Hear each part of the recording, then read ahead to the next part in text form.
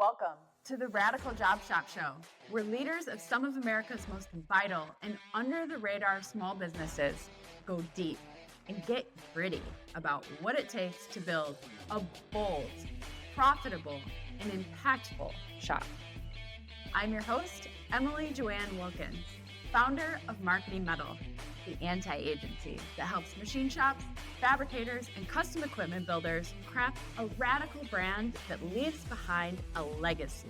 This next interview features one of my dearest industry friends, the manufacturing culture guru, the MFG connector, Jim Mayer. You might also recognize his dulcet tones from the IMTS Creators Lounge and other live conference coverage. He's not just a talking head though. Jim has spent countless hours on shop floors throughout his career, working for major tool distributors, the NTMA, and his own consulting firm. I'll let him share what separates the rad shops from the not so rad shop. This is the Radical Job Shop Show. Hi, friend. Hi, friends. Welcome. Thank you. So I have Jim Mayer here with me from the Manufacturing Connector, the manufacturing culture guru, and one of my dearest friends in the industry. I love you. I love you so much.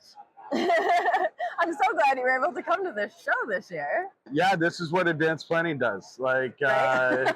We're so good at that. You last year tried to get me here, and cost was just astronomical. Phoenix to Grand Rapids is not the most easy route to build out. Yeah. This year we started playing earlier. Or I started playing earlier. You reminded me earlier, and here I am. And it's a great show. This year has been full of things that I didn't know what to expect, like walking into unexpected trade shows, unexpected conferences, things of that nature.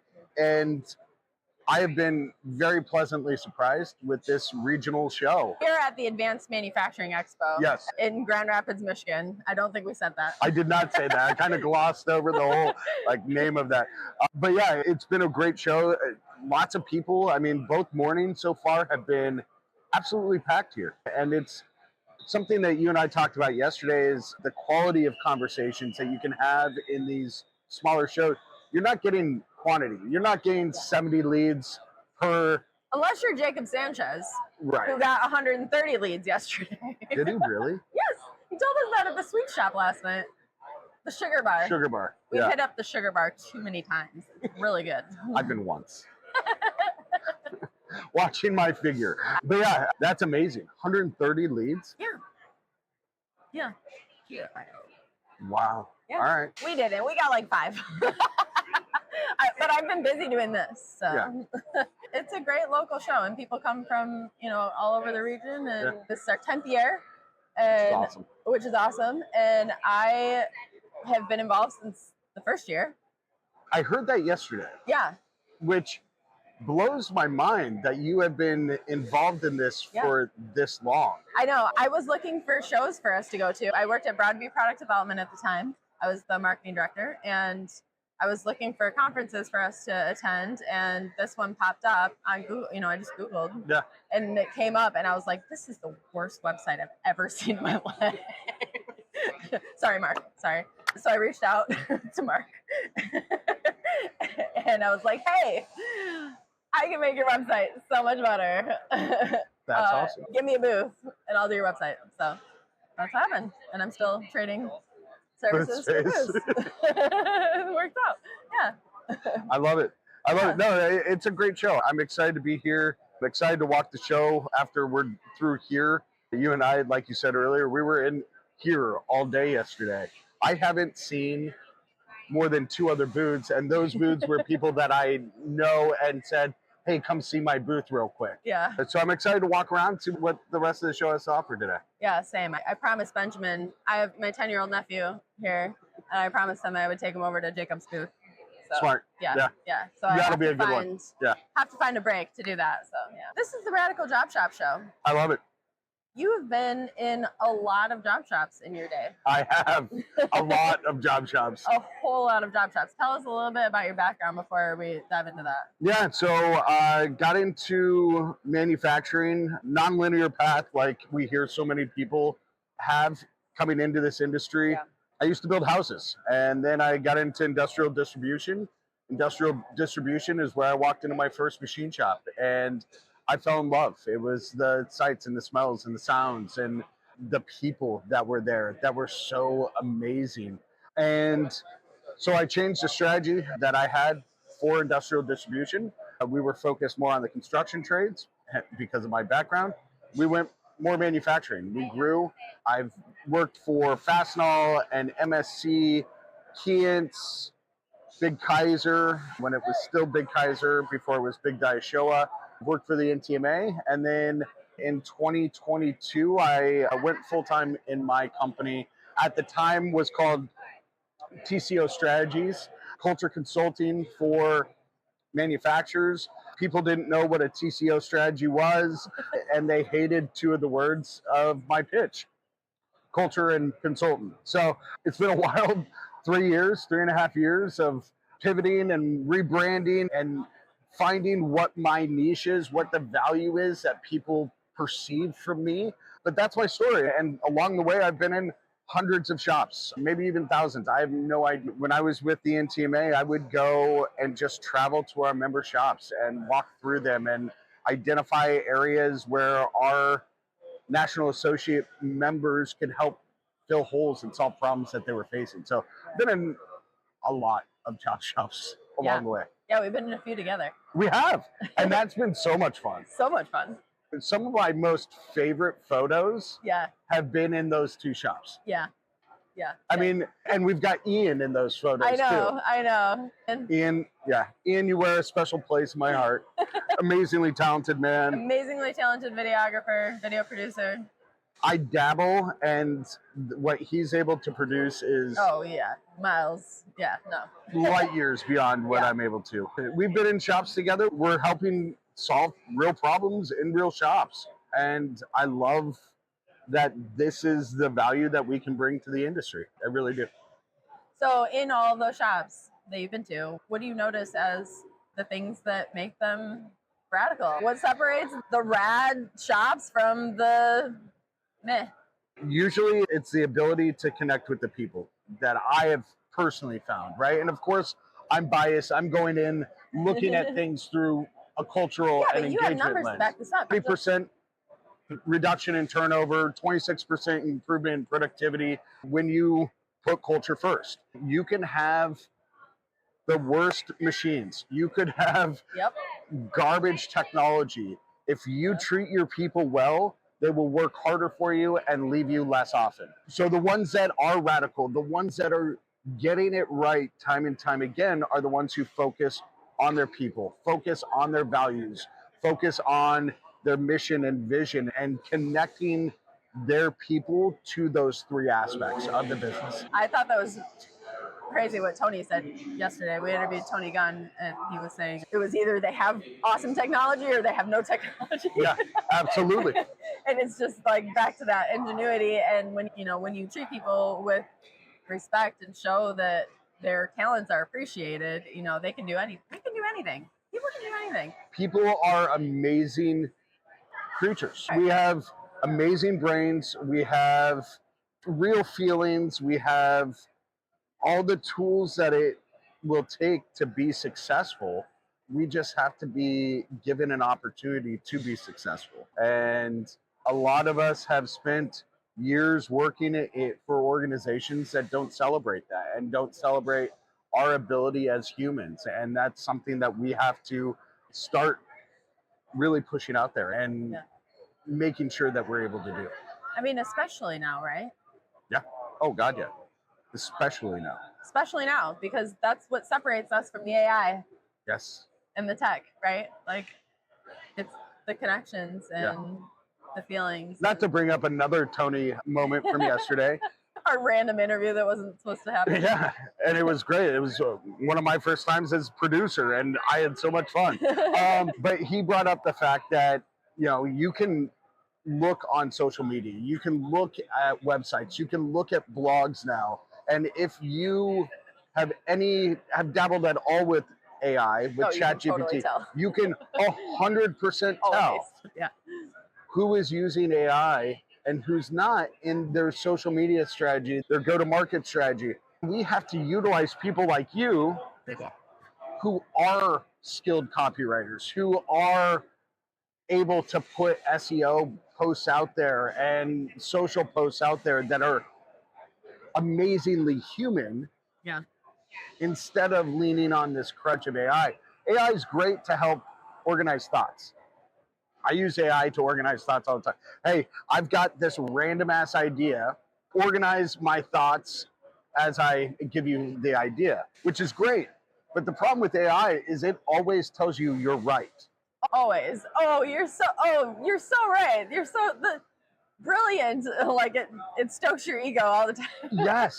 And so people are making really bad choices Yeah. for strategy, for their businesses. I mean, I have talked to no fewer, and I kid you not, just in 2025 alone, 4 people who are starting or have started consulting companies because ChatGPT told them that there was a space for them. It has the potential to really like hurt people's livelihoods at that point. Yeah. I mean, and let's be honest, we don't need our egos stoked more. Most of us don't. No, I definitely don't. I'm very confident. The team that I hired very specifically is to tell me when I'm wrong. Yes. Like, please, guys, Yes. speak up. Well, and I have friends like you, right? I don't have a team, but I have friends like you that I can call and say, hey, I've got this wild ass idea. Yeah. Is this something that you think is good? Yeah. And sometimes you say, yeah, it's a great idea. Most times you say, dude, focus. Yeah. But if you give it right back, the same. We are the same. Yes. Yes. We're so much better at giving advice than taking it. 100%. Which is why we need each other. Yes, we need each other. Yeah, for sure. So, what else separates the great chops from the not great chops? Specifically in the leaders, like give us examples of what are some of those things that great leaders do. Great leaders, first and foremost, recognize that they are not the smartest person in the room, right?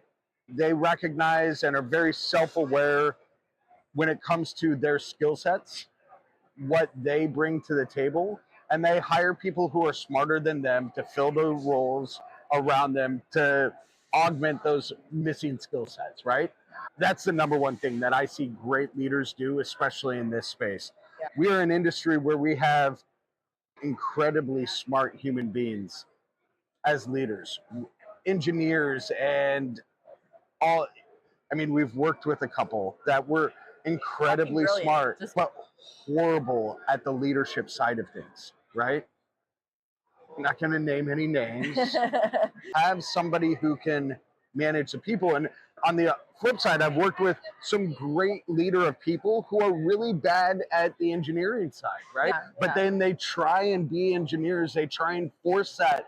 And that's not their strength. It's not their skill set. So I'm not just picking on really smart engineers here. So what you're saying is self-awareness. Self-awareness is key. That falls into emotional intelligence and empathy and all of those things, right? Self-awareness, you have to know who you are, what deck you're playing with, and what people can help you fill the gaps that you don't have. You've been lucky to join one of my masterminds with my clients, and so we meet once a month, and I've been giving them dedicated space to journal, giving them journal topics, and they're all like, I never do this. I've never done this, but they all appreciate it so much. And at the end of it, we go around and kind of share, what are the things that came up for you when you were journaling? And it's just such an incredible exercise. I started a journaling practice almost 4 years ago.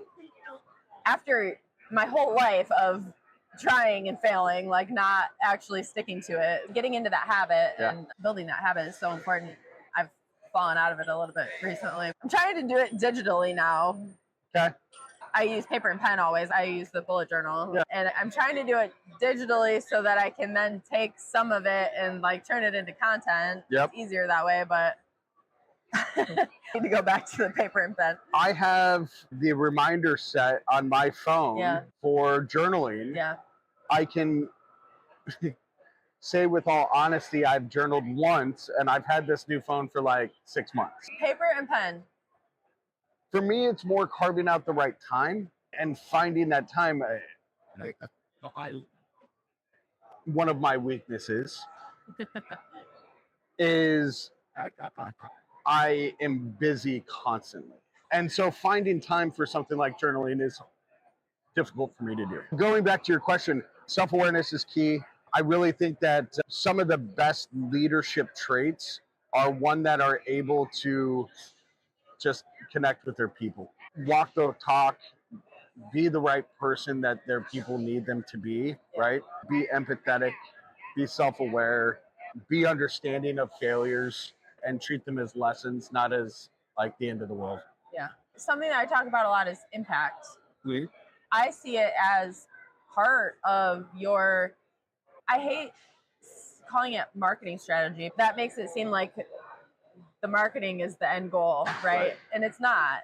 It's like, what impact do you want to have on the world?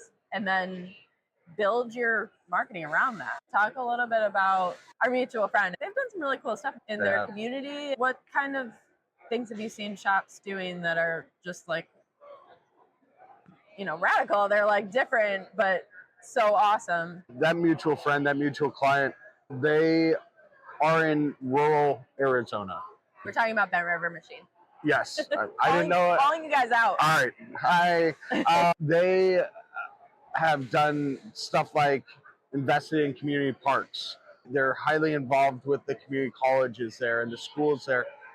When they approached me to work together, their whole value system was built around community, whether that was community in the shop, community outside the shop, larger community, rural community, and the idea that rural America has lost a lot of their manufacturing base. And how can they help to revitalize that and bring some of that back? And to me, that's impact. That's real impact. I've worked with shops that have sponsored uniquely abled academies. And to me, that's one of the coolest programs out there. Ivan Rosenberg, you've built something beautiful, man. It's a program that teaches people on the spectrum, the autism spectrum, how to be machinists. And they're really good at being machinists. Yeah. And it's really hard for people in the shop to be disengaged and be grumpy when you've got somebody on the spectrum smiling for 9 hours next to you, making parts.